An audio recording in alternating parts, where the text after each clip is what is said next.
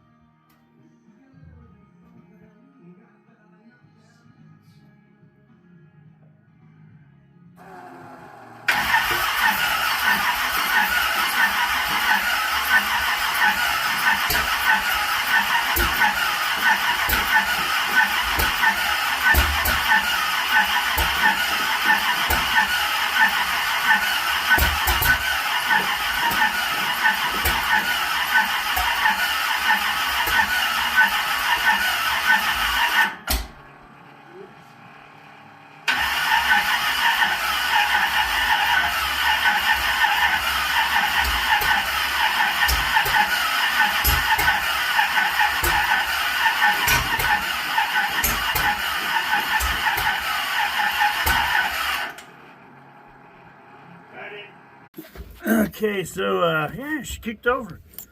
This sound pretty good.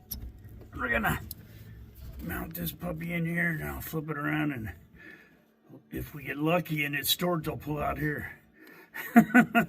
Dang, I changed everything on her like 6 times. Double checked the whole 9 yards 50 times now. But all of a sudden she like came to life, so let's see what happens. Anyway, enough talking to me. I'll be back.